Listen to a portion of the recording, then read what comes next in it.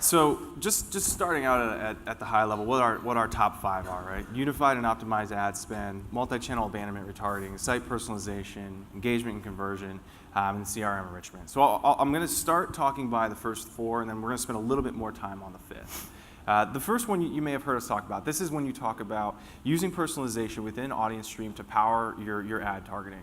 It's adding a user to a segment, personalizing based on the first-party data that you've collected. It's removing them from a segment based on either, they're not engaged with your platform. They've visited 20 times. They've always looked at stuff, but they've never converted. Maybe we don't want to target them anymore. Let's remove them, right? It's easier to accomplish when you know, hey, they've purchased something. Now we're going to remove them. But sometimes there's other segments that you no longer want to target, or you want to change the way that you're targeting. So there's a combination of better targeting, better refinement that you can do using the AudienceStream platform, but also an efficiency that you can gain through spending your money in the right ways.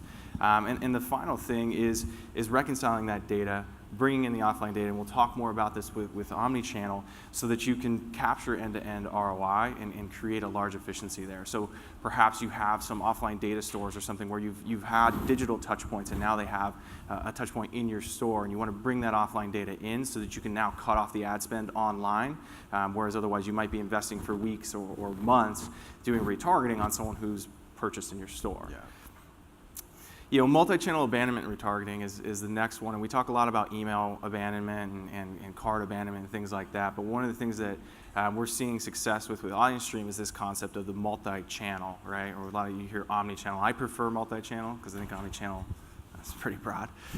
So this is not just email abandonment. This is retargeting with display, retargeting with social, which has been pretty powerful for some of our customers, putting someone into a Facebook custom audience when they abandon the cart, right? Site personalization, this is one of our top 3 use cases for sure. We're seeing a lot of this, and this is powered either through data layer enrichment, AudienceStream surfacing, the segment or the persona within the data layer itself, so the CMS can respond to that and change the content that's being displayed. It can be used with a multivariate tool. That's what the MVT up there stands for. So you've got content management system, you've got multivariate tool, Optimizely, A/B testing tool, right? We can transfer a badge into that to create an audience within Optimizely, which can then change the experience of your customers or of your visitors on your site to increase conversions, to increase engagement, and drive just a better experience for them. Those are really the top 3 things that we're seeing today have created really meaningful and tangible ROI for our customers. But getting past that and getting into more of the other things, we're seeing a lot of also CRM enrichment cases. And what I mean by that is perhaps you have a longer sales cycle, or perhaps the level of intent. There's this concept of level of intent that we have with AudienceStream where someone's added something that's super high value, or they viewed very large cost products, and so their level of intent, maybe their cart size is $3,000, that's a higher level of intent than if their cart size is $500, right? So maybe you want to treat them differently. Maybe you want to give them a phone call instead.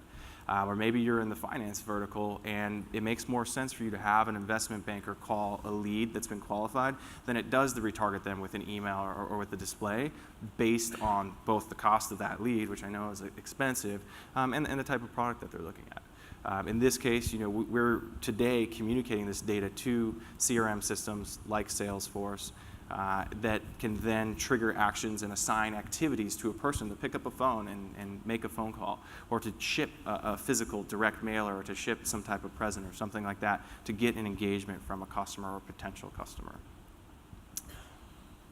Cool. So the next thing we'll talk about is omnichannel enrichment. So we have a number of different data sources. You've got online, you've got your mobile, you've got your tablets. These flow into AudienceStream. We kind of know that's the fundamental data case that we've talked about, right? The collection points, and we're at every single point of collection, data curation as we talk about it. And then from that, AudienceStream feeds out to all of your best-in-breed stack, effectively all the different marketing tools that you've selected to power what you need to do to grow your business.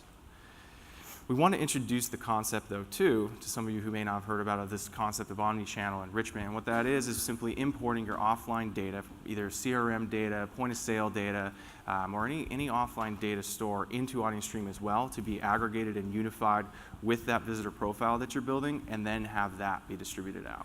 You know, the key benefits here is that you really do get that unified source of truth once you've integrated your data from all different touch points, and you get a unified process of sharing that data across vendor, right? So the truly unified visitor profile, ensuring all your vendors have that consistent view, is dependent upon this process of getting the touch points from everywhere, both in the physical realm as well as the digital realm. And that could include beacon technology. As you guys saw, we're having a lot of fun with that here at this conference and bringing those things in. As new IoT devices, and we'll have a whole section on that later, come into play, you know, we consider certain of those things that may need to be collected offline. I can use an example where maybe you don't have a connected device, you have a point-of-sale system, or you're a restaurant that has people entering orders, and then you can get that overnight and batch feed that up to us the next day. You can still activate that by the time that person gets back to your site, right? So these types of offline segmented device type collections can certainly be something that are imported into the system and then activated through it.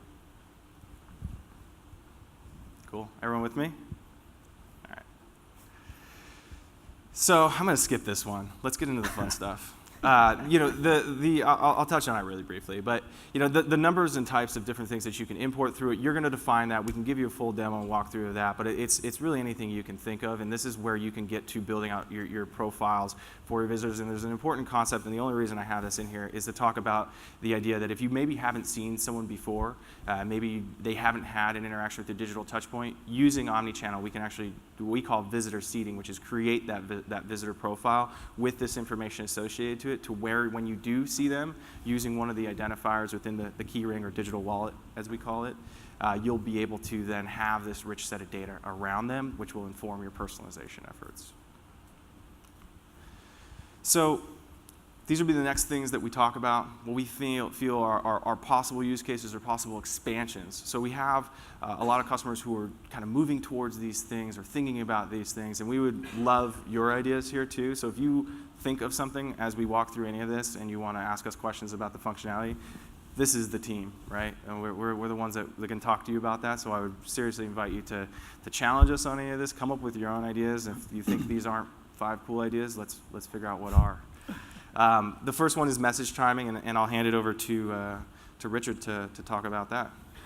Yeah, so message timing. This isn't really a new concept, but we don't see it a lot being utilized in AudienceStream. So let's think about a little bit of data here. Exact Target came up with a study, and basically 71% of people, and this is probably more than 71% now, I think the stat's a couple years old, but we all wake up, we look at our phones, we kind of check out emails, and as marketers, we're all guilty of firing off those emails, probably just scheduling them when it's best suited for us, or other messages that are best suited for our timing, or when things are executed. But really, what this is telling you is that no one's actually going to do any action based upon that email. They're going to read it. You may get them to remember it later on, but if you think about it, you now have someone who opened your email and suddenly your metrics are falling off because the timing wasn't great for them.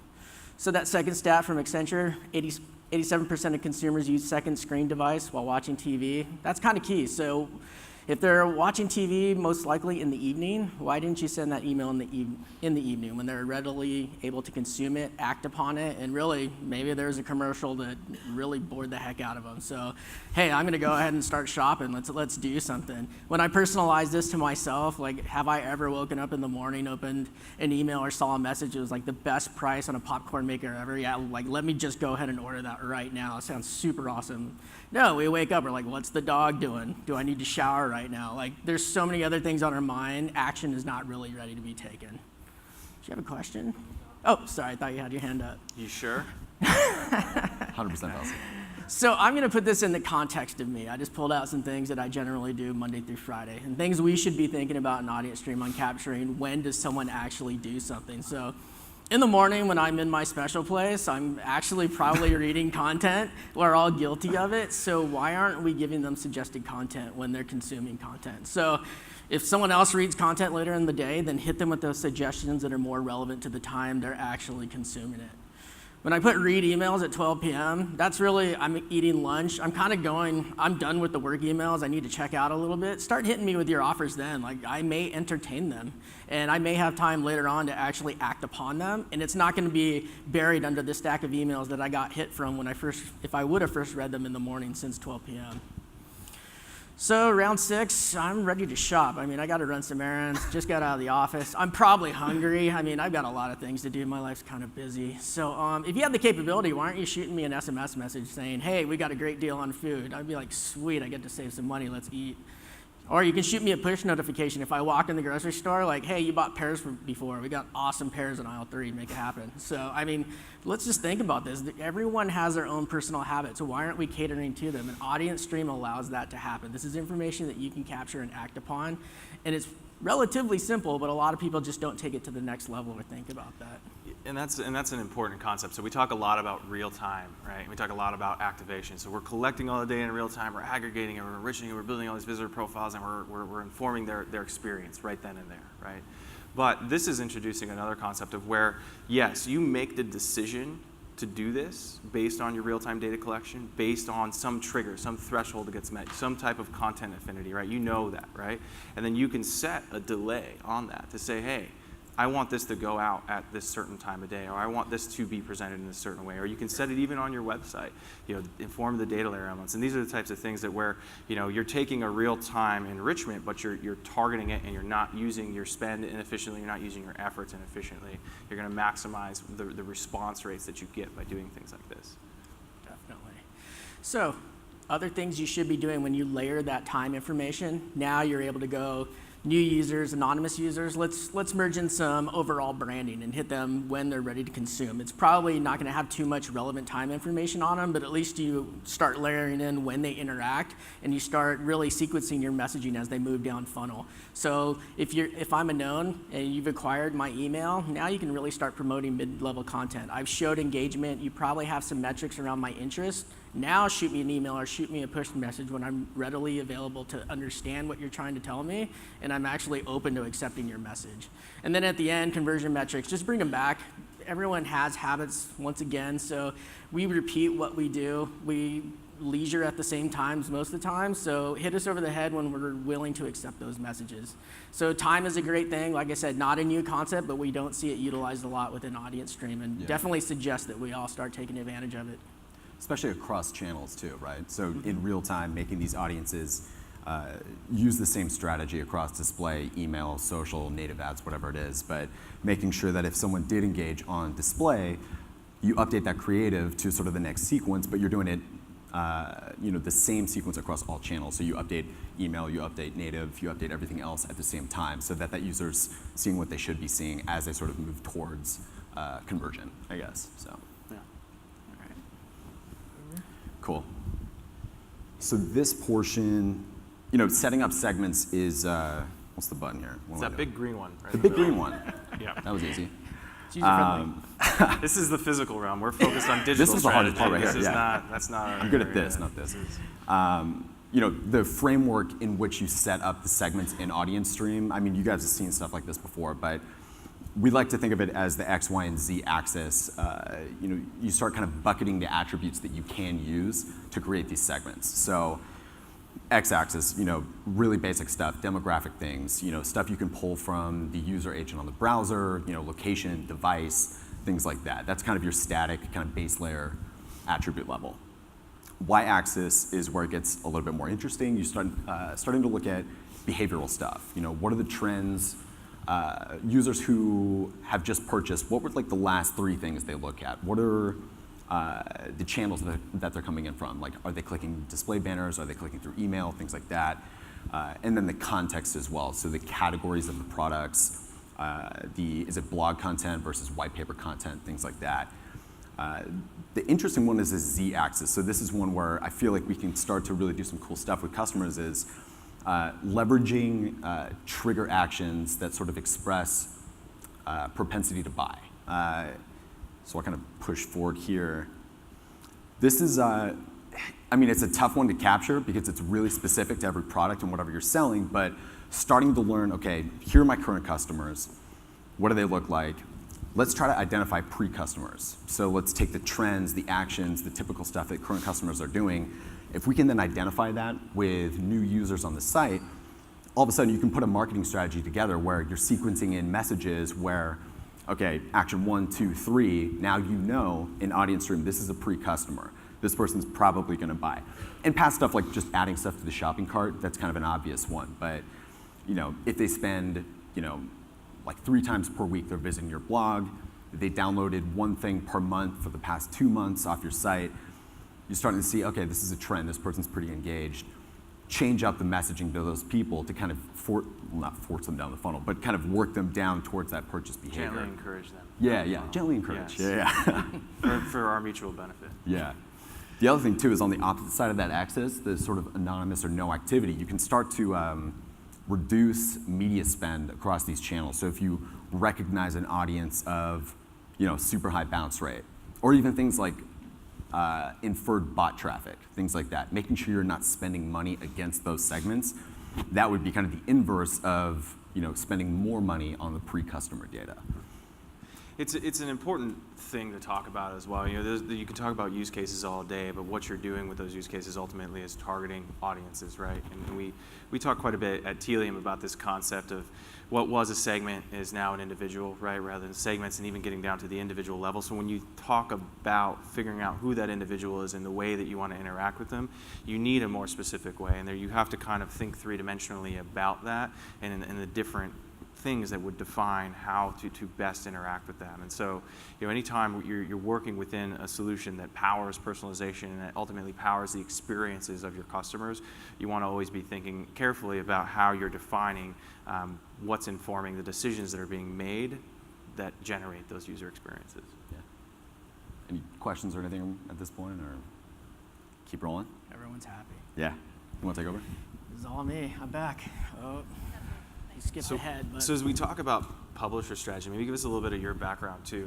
What you did before Tealium, what your so I've been story a is. digital strategist for upwards of 6 years now. Before that, I was a marketing manager. So I've been on the other side of the fence, talking to people like Chris and people like me. That's a weird scenario, but definitely feel your pain on a lot of things. And one of those pain points that we wanted to talk about is really when I'm saying publisher, I'm saying content, I'm saying blogging. Yep. There's a lot of different terms for it, but in the way we're generalizing this is publisher strategy. So, Yeah, and we talk a lot about e-commerce use cases and retail, so we want to make sure we pay attention to that. And Kyle actually has a pretty strong background in this realm too. You want to give him a quick rundown? Yeah, I came from business.com prior to this, so leveraging very similar strategies to what you would use AudienceStream for. Creating first-party data segments that not only allow you to create more yield from different programmatic channels, but also sort of drive your direct sales team to sell cooler, bigger, more scalable packages. And a lot more enticing too, because for a publisher today, if you're selling advertising, it's kind of tough to win those budgets, right? I mean, agencies and brands are gonna prioritize, Facebook, Google, YouTube, the major platform dollars. But then there are really good use cases for buying direct from a publisher where you have really specific and really unique first-party data segments. A lot of people don't realize you can leverage that through other channels versus just, hey, you want to buy our technology enthusiast segment or whatever it is. That data can be used in other ways. So we were going to talk about like the editorial production stuff too, which I think is really important. Another thing that we don't see that much, but can definitely be used. Do you want to go through the editorial stuff? So I used to run content teams. I built content teams. So one thing I used to give my content teams was this periodic table of content marketing that eConsultancy released probably about 2 years ago.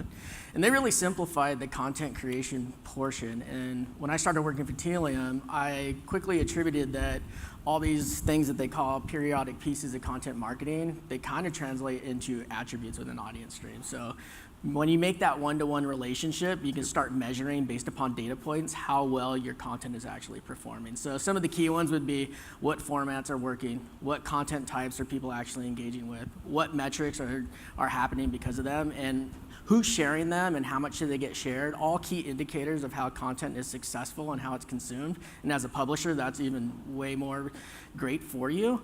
And really translating that and enhancing your strategy because of it. So not only can AudienceStream just let you know what data points are really working, but we can take that to the individual level. So when we start taking that to the individual level, we start coming up with some interesting content segments. We have ebook how-to readers. So if me, Richard, always comes to your content because I love to download ebooks and how-to tutorials, why aren't you personalizing that site and or blog experience, leveling that up so that I can engage with more of your ebooks based upon the content that I love to consume? We have forum resource fans, so people are really do-it-yourself type people. They go to the forums and really they just want to dig in and figure out how to do things based upon the content you're putting it out. And inspiration image shares, we all know them. They're on all of our social media platforms. They probably share 1 million of these a day, and they love to be inspired by images. But you can definitely feed the beast. You can brand them, and you can definitely get a lot more exposure just catering to what those people want. Another idea I had was Ask the Experts. This is kind of like one of these. So yeah, if you get, a lot of people love webinars. I'll personally say I don't gravitate to webinars. I'm more the ebook guy. So if you were to personalize based content to me, send me an ebook, don't send me a webinar invite because I probably won't join it. So one other thing that we had is, as a publisher, and specifically this is to the publisher, this allows you to monetize based upon metrics, and it allows you really to create those profiles and offer them to all those display networks that are out there. Yeah. And Kyle will cover a little bit more of that. The other thing too is it's expensive to produce a lot of that content. So if you're going to, work with like a Forrester or a Gartner and license this big new, $20,000 white paper or new research report or whatever, but if you didn't realize that a lot of your audience isn't even really engaging with that type of content, it can kind of influence where you spend that money to, produce the webinar versus new infographics, things like that. So again, kind of reducing the amount of money that goes out first without direction, I guess. On the ad side, again, this is kind of two sides of the same coin. It's about, whether you're a brand or a publisher, it's about the user experience on your site, right? So the same audiences, that same data, the same strategy should be fueling not only the content that you deliver, whether it's personalized or suggested, things like that, but also the advertising. So deciding, A, what type of ad formats, the contextual nature and the relevancy of the ads, the timing of the ads, the size, things like that. Delivering the right format not only increases performance, but it can increase revenue as well. So, I kind of broke it out to direct sales and programmatic. That's typically how publishers will set up, their stack basically in DFP or whatever you're using. But, when your sales team is going out, not only now can you say, yeah, we can sell you above the fold, below the fold, run a site, whatever it is, but now let's go even further to, let's not worry about the placements or the sizes. Let's go into the audience segment. So you want to buy, let's say our likely mobile phone purchasers or whatever the segment is, people are willing to spend more on that. So empowering your sales team to go out and say, hey, we know, we can confirm that this audience that we're giving you and targeting in the ad server is super valuable. And that's where that premium comes in. And for those of you who were able to see the keynote speaker talking about kind of the bombardment of ads, and we're all in the space, so we already know it, right? The level of exposure that users have and people have to advertisements on a daily basis is pretty massive. And so context becomes critical, and personalized context becomes critical. And AudienceStream is positioned in a way to provide that really relevant context so that ad does actually grab that attention, right? And that's really what we're talking about as far as publisher strategy. A lot of it, you're gonna make money based on how responsive people are on your site to your ad campaigns. And so to the extent that you can show those results and to the extent that you can offer a granular targeting to your buyers, to the people who are looking to advertise on your site, then you're gonna be increasing revenue pretty significantly. Yeah. Get renewals, things like that. Yeah. The other thing too, which is cool, is using AudienceStream to match the advertiser's customer data to your audience. With that, you can create account-based marketing campaigns. So, in the past, I've seen companies like American Express. They've got their sort of corporate cards and consumer cards. They wanted to overlay their current customer data for the business customers to say, hey, you know what? You could also have a consumer credit card, run a marketing campaign against the people they already know, trust, and are spending money with them. Again, they'll pay a huge premium because they know it's their customers. So using things like stitching, you can sort of connect those two audiences and say, again, definitively, this is your customer, you are paying a premium for it, but likelihood is it's gonna be increased performance. And for that user too, if you're an American Express customer, you see a different product that you didn't even know existed or something like that, again, likelihood of performance goes up. So a lot of cool stuff you can do with that. The programmatic stuff is, it's complicated, largely because the technology it changes all the time. On the publisher side, it's slightly underdeveloped versus the buy side of programmatic, but there are certain ad exchanges that can ingest that first-party data. A lot of people don't know that. Again, it kind of goes back to, is it above the fold, below the fold? You pay a little bit more for above the fold, but the first-party data segments, if you can fuel that in, like Google AdX supports it, OpenX, Sonobi, Sovereign, companies like that, you're going to see a lot more yield and increased relevancy of the ads, because that's kind of one of the big scares is you don't want diaper ads on your site if you're a business.com or something like that. So being able to fuel that. Also, private marketplaces, private auctions, again, for your sales team to go out and talk to like an Acuant, like a trading desk, and say, hey, yeah, we can set up a private marketplace for you. Of course, we can do run of site, but what we can also do is take our highly engaged technology users, charge a little bit of a premium for it, they'll respond to that every time. So again, AudienceStream can kind of give you that horsepower to go in and have those conversations and create more dynamic deals around your first-party data. So if you're a publisher, you want to have this conversation more, definitely give us a call. We'd be happy to talk to you. Let's go on. I think we're going to breeze through the next couple. I want to make sure we have time for Q&A because I can tell everyone really wants to ask us questions. So vendor testing, this is something that we kind of have a little bit of a hybrid between Tealium IQ and AudienceStream here is how this is accomplished. So this concept of A/B testing is common when you talk about content, but also the ability to run some different vendor testing to see who's responding to which particular ad network or responding to a different DSP, for example. So you guys want to expand on this, you're welcome to, but yeah, I mean it's a common kind of scenario, right? I mean DSPs a lot of the times feel like they're kind of a dime a dozen. They all kind of claim they do all this really cool stuff. In reality, you're just kind of looking for the performance, right? Which DSP has access to the right inventory that's going to work for my brand and my advertising campaign.